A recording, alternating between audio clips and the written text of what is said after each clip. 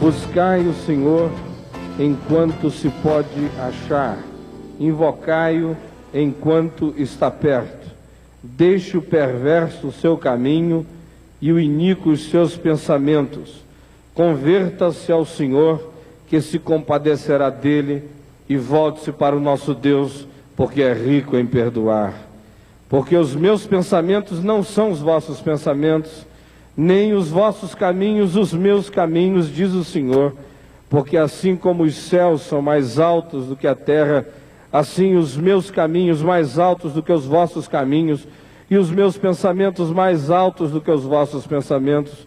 Porque assim como descem a chuva e a neve dos céus, e para lá não tornam, sem que primeiro reguem a terra e a fecundam, e a façam brotar, para dar semente ao semeador e pão ao que come, assim será a palavra que sair da minha boca, não voltará para mim vazia, mas fará o que me apraz e prosperará naquilo para que a designeis.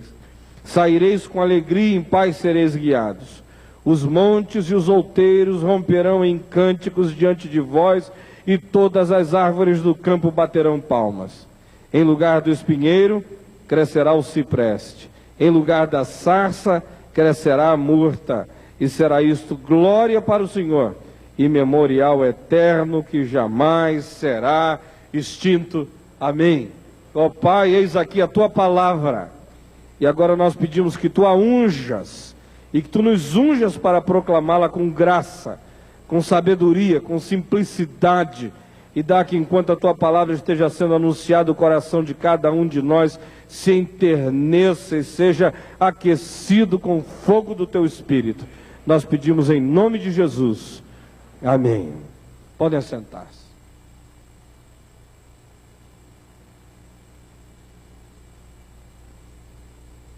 Há muita gente se convertendo, mas há muita gente para quem a conversão é apenas uma mudança de fachada, apenas um retoque na maquiagem do comportamento, apenas uma tintura nova, uma pintura nova nas expressões da existência, do comportamento dessas pessoas.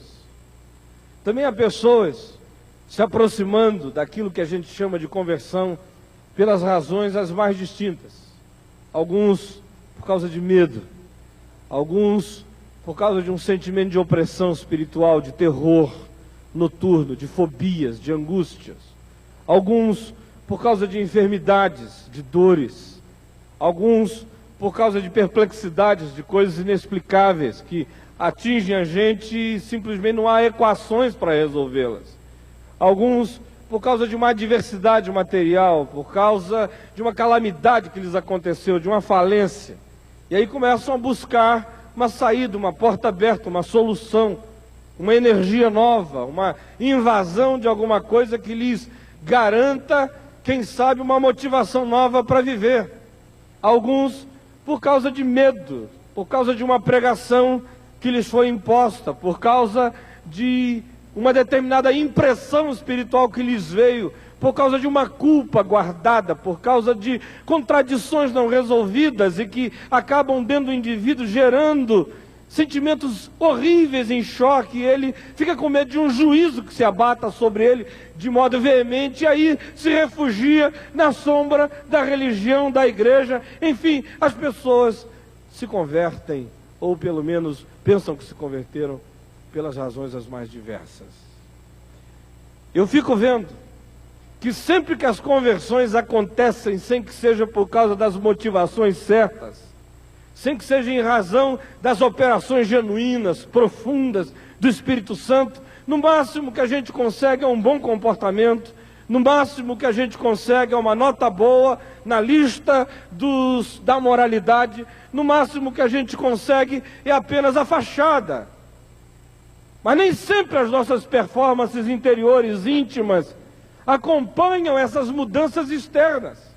Às vezes o indivíduo está aí, ele aprende todas as coreografias da fé, ele aprende todas as expressões da piedade, ele aprende todas as manifestações do bom comportamento, mas quase nada mudou dentro dele. Alguns ao contrário, alguns, conquanto melhorem essa performance externa, pioram interiormente.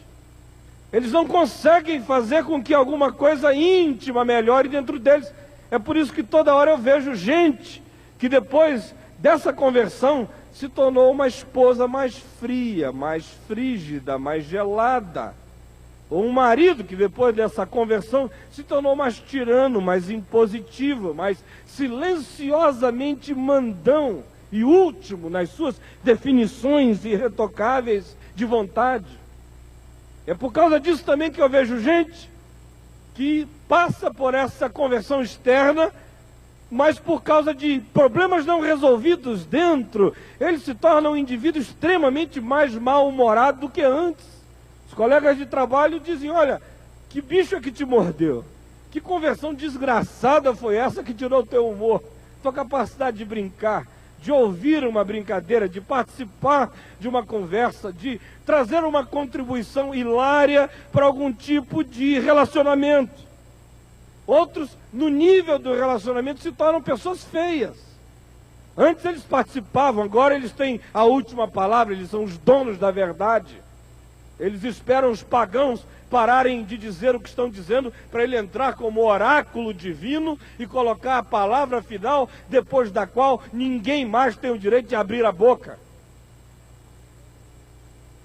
E esse tipo de conversão é produzida pela religião, é produzida pela igreja, é produzida pelo moralismo, é produzida pela vontade própria, pela autodeterminação, é produzida pelos agentes os mais diversos, mas não toca a tua essência, não mexe a tua vida íntima, no máximo toca a tua consciência, nunca mergulha até o teu subconsciente, no máximo altera teu comportamento, nunca muda teu caráter, no máximo te dá um sorriso para consumo em momentos adequados, mas nunca altera a tua atitude existencial mais profunda para com a tua vida e para com a vida dos outros e para com Deus.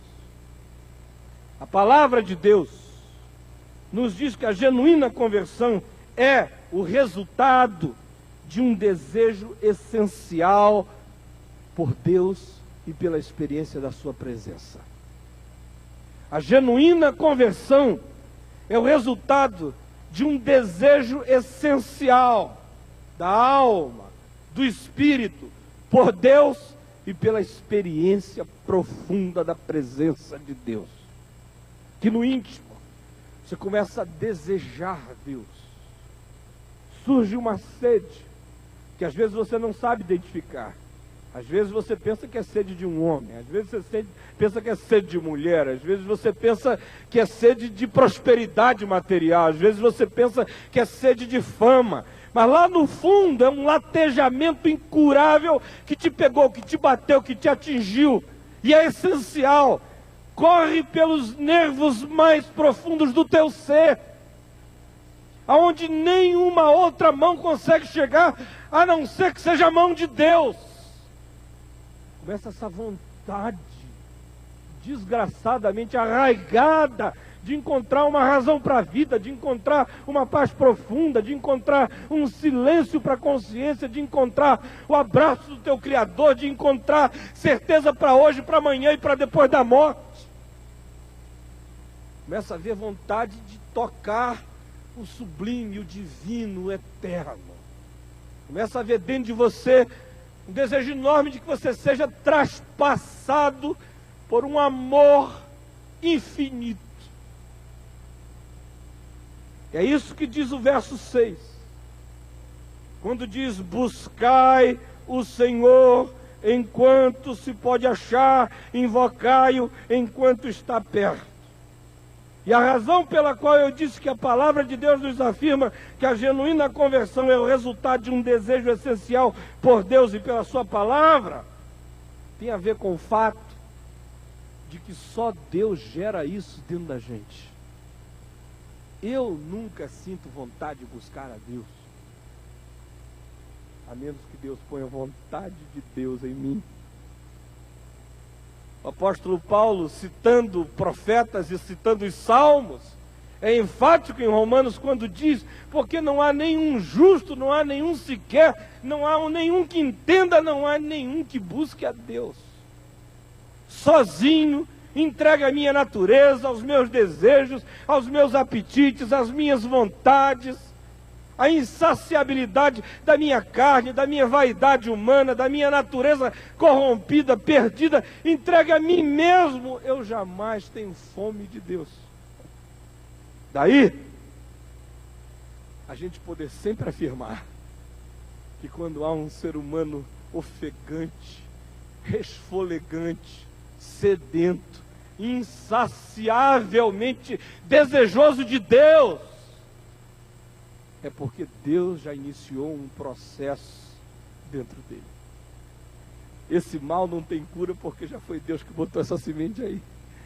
Já é a graça de Deus mexendo, já é o Espírito de Deus preparando a terra, fofando em volta.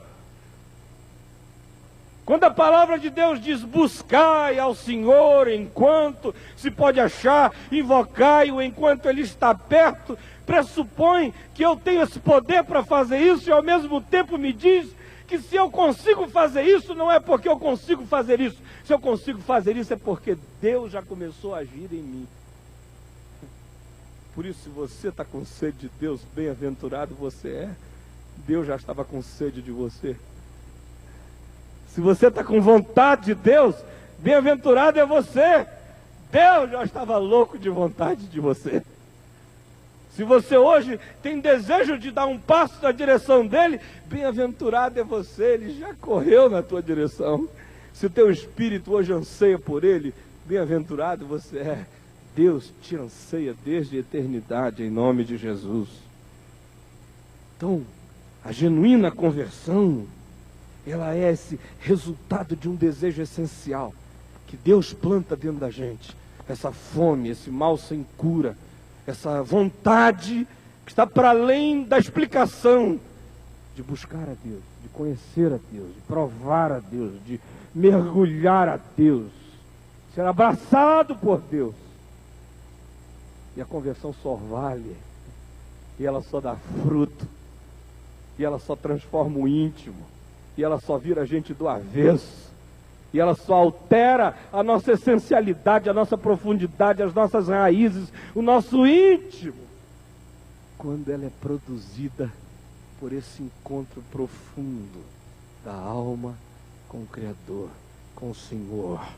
Quando esse desejo que Deus botou em nós, encontrou em nós um desejo de desejar, o desejo de conhecer a Deus. Aí começa alguma coisa. Aí inicia-se um processo. Aí sementes de Deus começam a germinar dentro de nós. No entanto, a grande pergunta que surge numa hora dessa é: quais são os sinais dessa conversão que muda para melhor? Quais são os sinais dessa conversão que muda e que faz bem? Dessa conversão que converte para próximo de Deus, que converte para a imagem e para a semelhança de Deus, ao invés de ser para a feiura das deformidades do comportamento humano.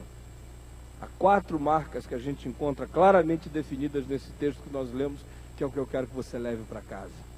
Em primeiro lugar, ela implica em elevação dos nossos valores e dos nossos projetos. Olha só os versos 7 a 9, o que dizem: deixe o perverso o seu caminho, o iníquo os seus pensamentos. Olha a palavra caminho, a palavra pensamentos. Converta-se ao Senhor, que se compadecerá dele, e volte-se para o nosso Deus, porque Ele é rico em perdoar. Aí Deus fala: porque os meus pensamentos não são os vossos pensamentos, nem os vossos caminhos os meus caminhos, diz o Senhor. Porque assim como os céus são mais altos do que a terra, assim são os meus caminhos mais altos do que os vossos caminhos, e os meus pensamentos mais altos do que os vossos pensamentos. Durante muito tempo eu vi as pessoas interpretando esse texto da seguinte maneira: olha, a cabeça de Deus é alta demais, não dá para a gente acompanhar. Os caminhos de Deus são misteriosos demais, não dá para a gente saber onde é que Ele está andando. Então, era assim que as pessoas interpretavam o texto, E eu acho que 90% dos que estão aqui sempre interpretaram esse texto dessa perspectiva e não se deram conta de que não era nada disso. O convite aqui é a conversão. Converta-se. É o que está dito aí. Aí diz, ó, há dois tipos de caminhos e dois tipos de pensamento. Há um contraste claro aqui. Primeiro ele diz, há o caminho do perverso. Deixa o caminho do perverso e venha para o caminho elevado do Senhor. E há o pensamento do iníquo. Deixe o pensamento do iníquo e venha para o pensamento elevado do Senhor. O que Deus está chamando é uma conversão de cabeça, de projetos. Desamesquinhe os seus valores. Tira a iniquidade dos teus valores e tira a iniquidade dos teus pensamentos. Começa a pensar a vida com o pensamento de Deus. Começa a ambicionar na vida os caminhos de Deus, que são mais altos do que os caminhos da vida humana. Mas quando Ele te chama para uma conversão, Ele te chama para ter essa ambição de ser vazado pelos pensamentos de Deus e de ser renivelado no nível dos caminhos de Deus. É óbvio que há pensamentos de Deus que eu não vou pensar jamais. Uma coisa sobre Deus que eu sei com certeza que Ele está fazendo agora. Hebreus nos diz lá no capítulo 7 que Jesus, o nosso sumo sacerdote, vive para interceder por nós. Isso eu sei que Ele está fazendo. Eu estou pregando aqui, você está sentado aí, Ele está intercedendo lá. Hoje eu estava lendo aí na revista, o pessoal falando como é que vai ser a Terra daqui a 50 bilhões de anos. Mas que estúpido. Ele não sabe como vai ser a temperatura no ano que vem. Então ele estava fazendo um prognóstico de uma Terra dominada pelos ratazouros e pelos coelhauros. Então são coelhos gigantes e ratazanas enormes. Isso é um estúpido, cientificamente falando, burro, coitado. A gente todo dia toma susto com o passado, com o que já aconteceu. Toma susto com o presente, que foge ao controle da gente todo dia. E ele vem me dizer como é que vai ser o planeta daqui a 50 bilhões de anos.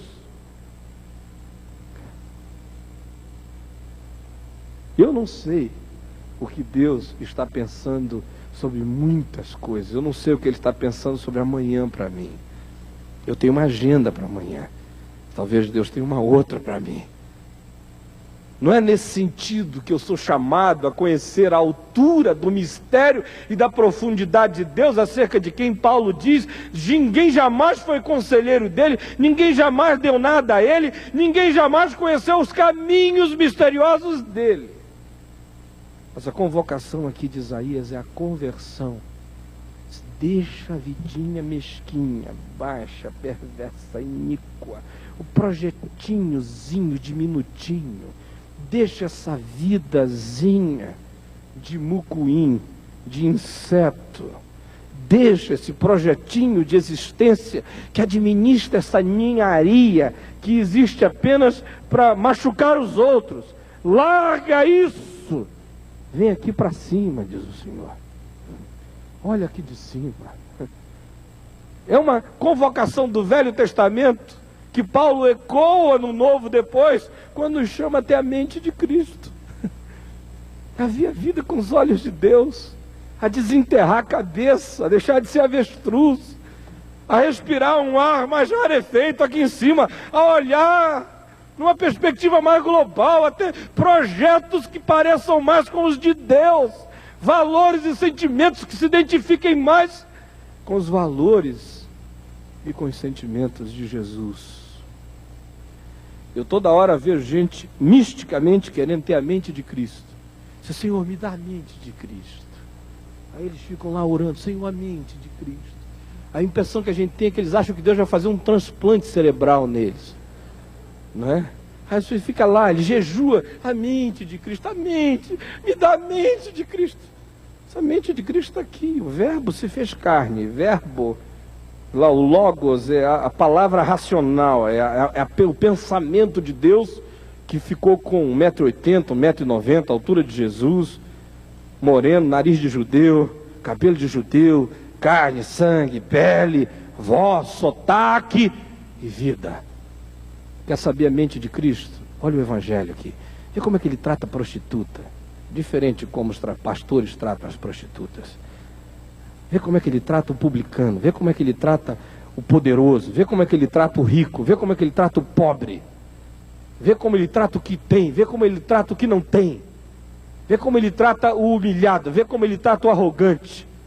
Vê como ele trata o quebrantado. Vê como ele trata o endurecido. Vê como ele trata dinheiro. Vê como ele trata dinheiro nenhum.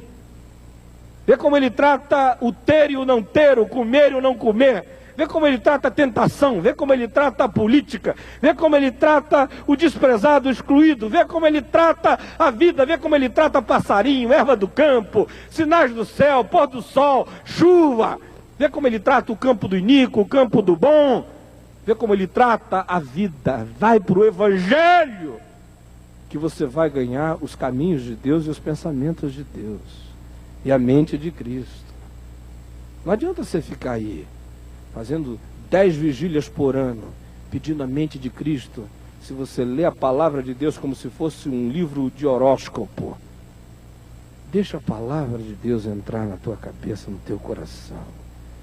Começa a exercitar, todo dia dizer como é que Jesus iria responder a essa situação. E não abre a Bíblia e põe o dedo em cima. Lê o Evangelho e te lembra da passagem.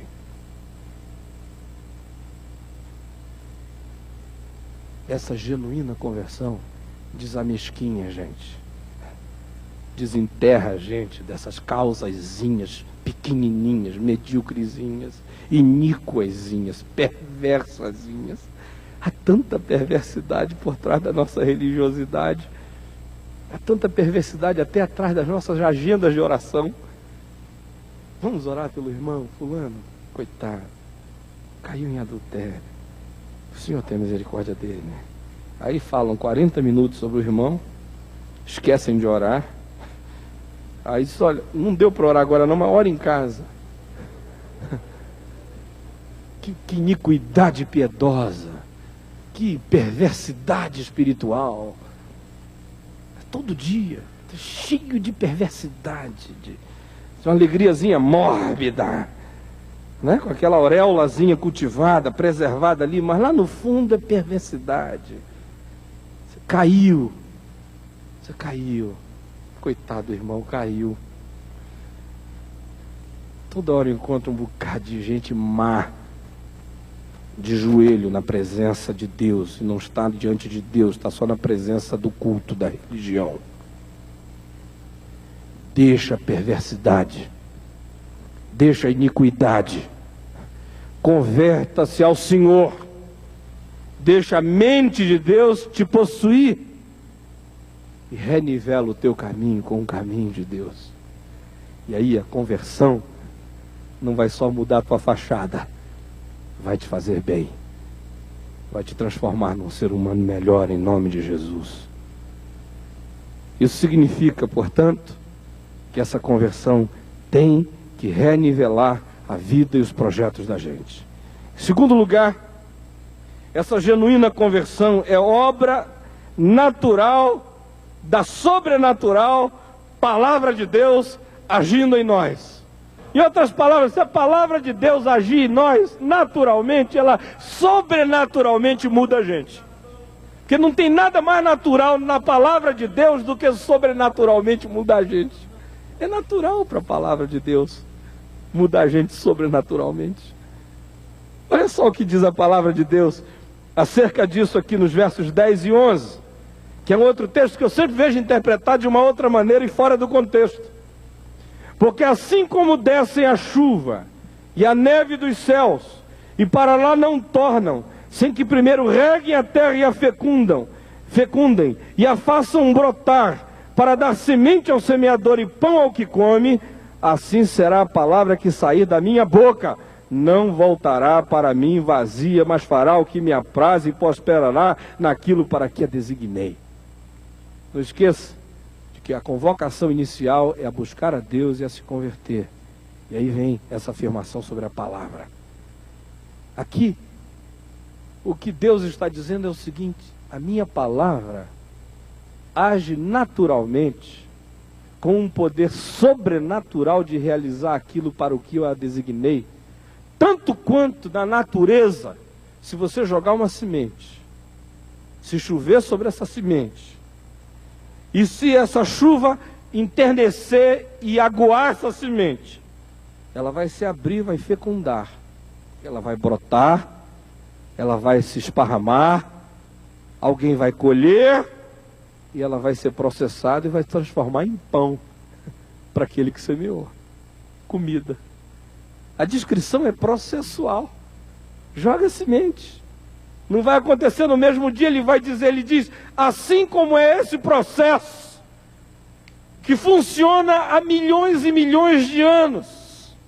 Sementes que caem no solo, que são regadas, germinam, brotam, florescem, frutificam, são colhidas e alimentam a humanidade. Vocês não estão vivos todos aqui? Por que nós estamos todos aqui? É porque esse processo foi designado por Deus e ele se cumpre de geração em geração, não se cumpre? Desde que Deus criou o planeta, esse é o processo. E não houve lei, não houve império, não houve ninguém que tenha podido impedir esse processo. Isso é vida. A semente está carregada de vida. Aí Deus diz, olha, assim como esse processo natural, é a minha palavra, se ela cai aí, se ela cai, se você arregar, ela vai fecundar, ela vai brotar, ela vai florescer, ela vai frutificar, e ela vai gerar pão para a vida. Eu a designei para isso. Ela vai dar fruto. O que Deus está dizendo aqui é que a genuína conversão não acontece só porque a gente gosta de música evangélica. Não acontece só porque a gente gosta dos animadores evangélicos de auditório. A genuína conversão não acontece simplesmente porque aqui e ali a gente lê um versículo bíblico em algum outdoor, em alguma esquina. Ela pode até começar assim. Ela pode até ser startada assim. Ela pode até ser alavancada assim. Mas ele diz, olha, deixa a palavra que saiu da minha boca entrar fundo aí dentro de ti. Não tem conversão genuína sem que genuinamente a palavra de Deus se emprenhe na alma da gente. Eu sei que isso não está na moda hoje em dia. Hoje em dia tem muitas outras coisas na moda, mas não está mais na moda amar a palavra do Senhor, querer crescer na palavra do Senhor, querer deixar ela possuir a gente, querer ficar possesso da palavra de Deus. O Senhor diz, olha, se você deixar a palavra operar, se você ler a palavra, ouvir a palavra, guardar a palavra, escutar a palavra, se expor à palavra, deixar com que ela se embrenhe em você, não precisa ficar preocupado, não tem como ser diferente. Ela vai fazer aquilo para o que eu a designei. Ela vai mudar você, ela vai gerar vida em você, ela vai produzir fruto em você, ela vai desabrochar em você. Esse é um processo. E você tem que deixar que isso cresça dentro de você todo dia pela palavra.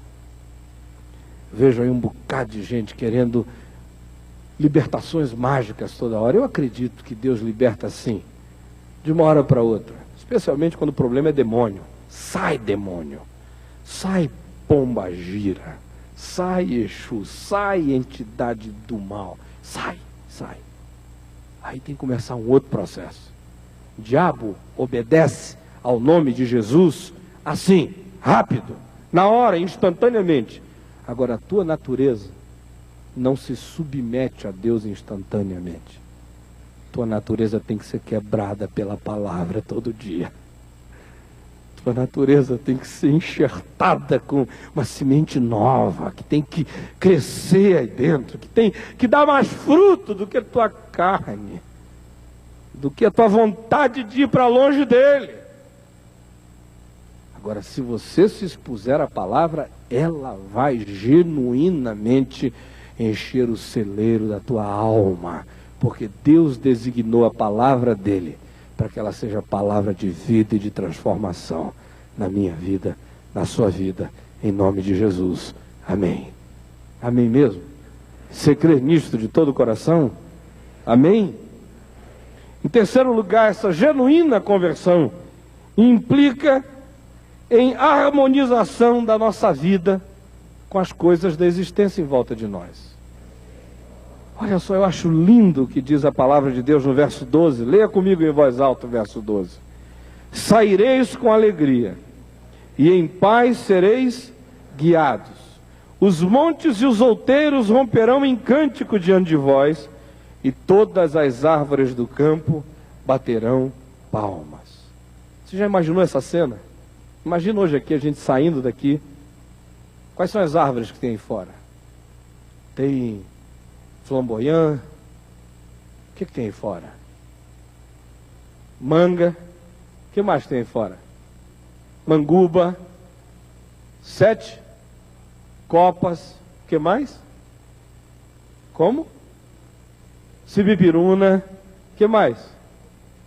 Bougainville. O que mais? Palmeiras.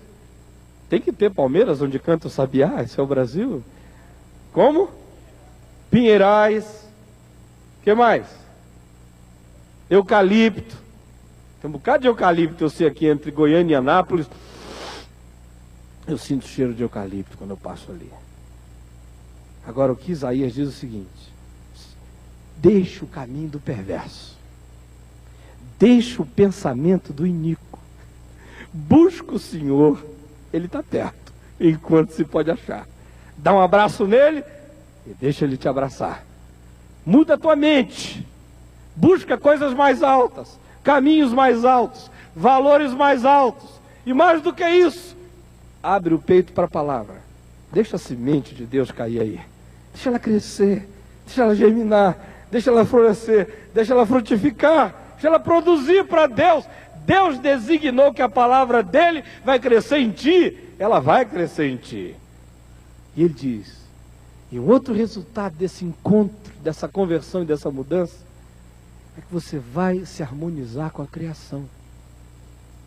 Eu fico com pavor quando eu vejo crente que diz assim: não, essa árvore aqui eu não posso ter em casa porque ela foi consagrada ao diabo. Azar do diabo se tentou consagrar essa árvore. Até onde me consta, não há uma espécie viva no planeta criada pelo diabo. Nenhuma. Tem um tajá que às vezes eu vejo em algumas lojas que o pessoal diz: comigo ninguém pode. Né? Eu comprei uma casa uma vez e tinha um pé de comigo ninguém pode. Bonito lá.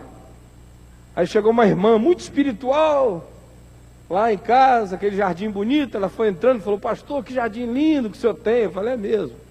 Fiquei só olhando o jeitão dela. Aí ela chegou assim, quando ela foi entrando, tinha um pé de comigo ninguém pode. Ela falou: em nome de Jesus está amarrado. Pastor, corta o comigo ninguém pode. Falei: não corto não, minha irmã, porque o único que tem poder para dizer comigo ninguém pode é Jesus de Nazaré, que é o dono dessa casa, dessa planta, dessa palmeira e de tudo isso. Só Ele. Ele é o único que diz: aparece, põe a cara que eu quero ver. Estou comprando todas as brigas, porque comigo ninguém pode. Se Deus é por nós, quem será contra nós?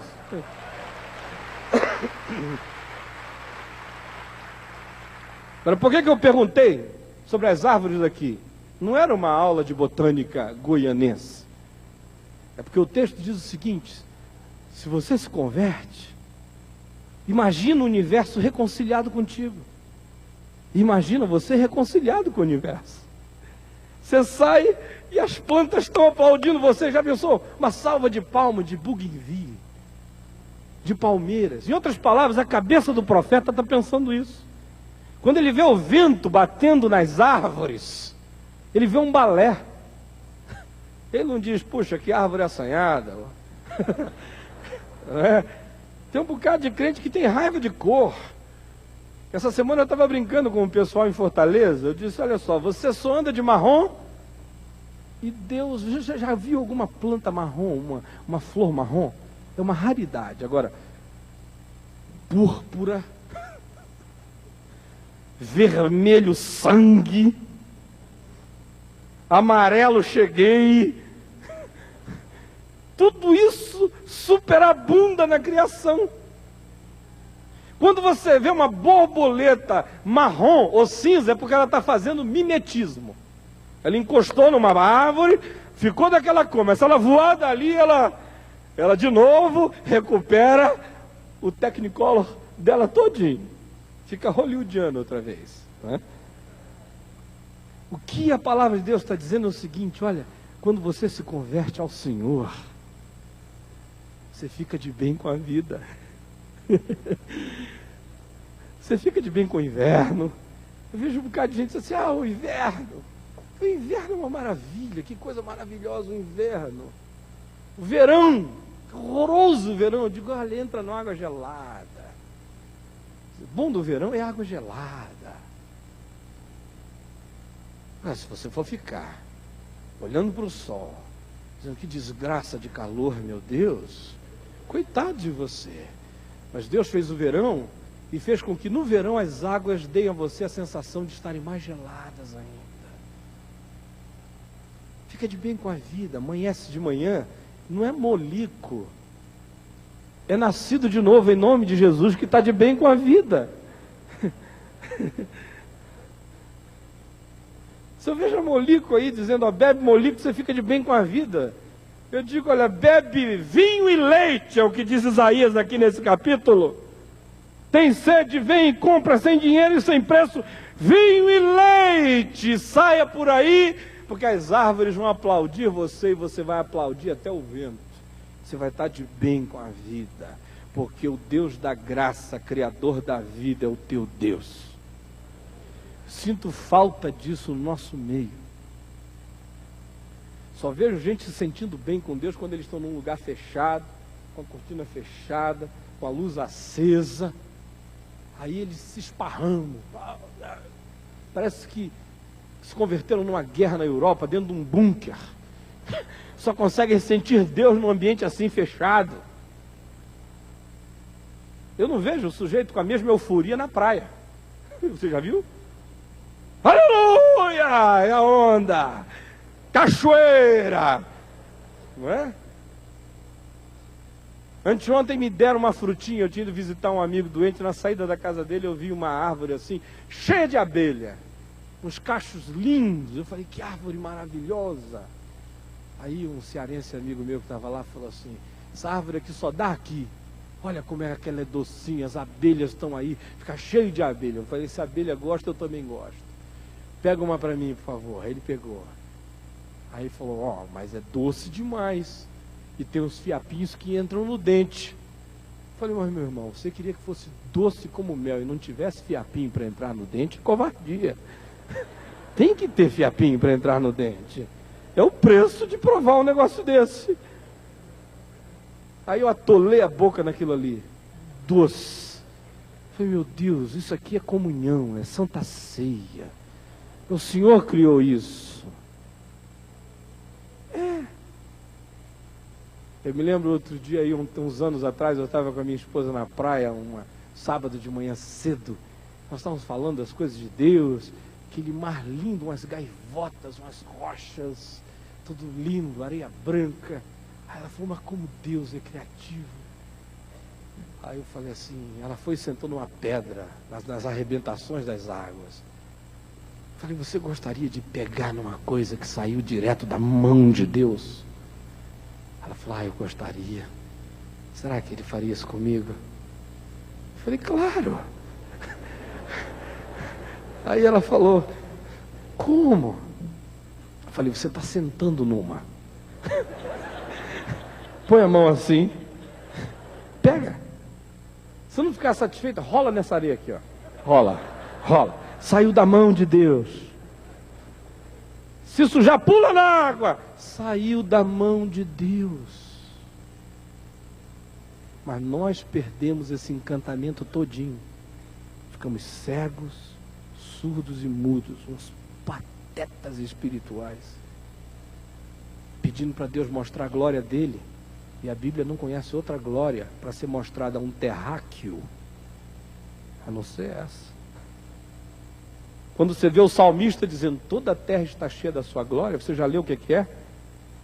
É a tempestade, é o trovão, é o mar, são as ondas, são as corças parindo, as éguas selvagens, os leões rugindo, as plantas dando fruto, o campo verde. Aí ele fica assim embasbacado e diz, toda a terra está cheia da sua glória.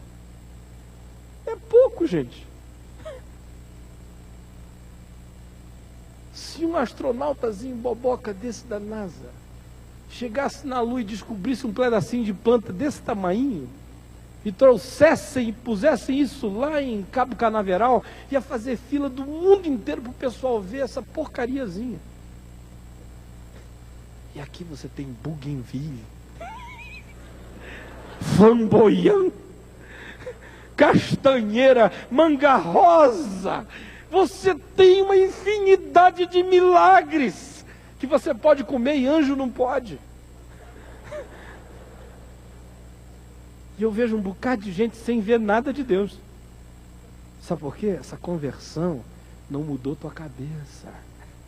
Continuou com a cabeça do iníquo no caminho do perverso. O perverso é que acorda, chuta a lata, chuta a pedra, amaldiçoa o dia, amaldiçoa a noite, amaldiçoa o verão, amaldiçoa o inverno, o outono, a primavera, o pai, a mãe, e não viu nada. Cabeça do iníquo. Deixa a cabeça de Deus entrar em ti. E aí você vai ouvir as árvores do campo batendo palma. Aí a coisa enche de sinfonia, de orquestra. O culto fica bom aqui e fica bom lá fora. Fica bom em qualquer lugar. As coisas se sacramentalizam, é o que diz aqui. Você sai com alegria e em paz, você é guiado, os montes e os outeiros rompem em cântico e todas as árvores do campo batem palmas, e você diz, como diz o Salmo 29, no seu templo cósmico, tudo diz, glória, louvado seja o nome do Senhor. Se conversão fizer a cabeça da gente ficar menor do que isso, não é digna do Deus que criou essa coisa toda. E por último, gente, essa genuína conversão implica na crença, na fé, na esperança da possibilidade de mudanças profundas em volta de nós, mesmo naquelas coisas mais espinhosas. Teu marido pode mudar, tua mulher, que é um espinheiro desgraçado, pode mudar. Teu filho, que é aquela sarça, pode mudar. Leia comigo o verso 13, que diz aqui. Em lugar do espinheiro, crescerá o cipreste. E em lugar da sarça, crescerá a murta. E será isto glória para o Senhor e memorial eterno, que jamais será extinto. Aleluia. Bonito. Essa conversão transforma espinheiros em ciprestes, sarças em murtas, desertos em jardins. Tem alguém vivendo um espinheiro na vida? Dormindo com espinheiro? Com uma espinheira? Ai, não dá nem para chegar perto que espeta. Chegar mais perto só com roupa de escafandrista, né? Todo protegido. Espeta. O salmista diz assim, olha, tua mulher e os teus filhos serão como oliveira em volta da tua mesa. Tem um bocado de gente que, se a gente fosse traduzir esse salmo para a vida deles, é tua mulher e teus filhos, um bocado de espinheiro em volta da tua mesa. Você pode nem tocar. Agora, quem passou por essa conversão genuína? Quem mudou esse tantão aqui? Quem foi alterado com essa profundidade? Diz, se aconteceu comigo, pode acontecer com qualquer um outro. É ou não é? Pode. Eu não sou melhor do que papai. Se aconteceu comigo, pode acontecer com o papai. Se aconteceu com o papai, pode acontecer comigo. Se aconteceu comigo, pode acontecer com a minha mulher. Se aconteceu com ela, dá para acontecer comigo. Isso não aconteceu com nenhum de nós, mas a palavra de Deus diz que pode acontecer aqui em casa. Que a palavra de Deus não vai voltar vazia para ele. Nós vamos plantar a palavra aqui em casa. Todo dia nós vamos crer nesse processo. E ela vai alterar a gente. Ela vai harmonizar a gente com a vida. Nós vamos ficar de bem com a vida.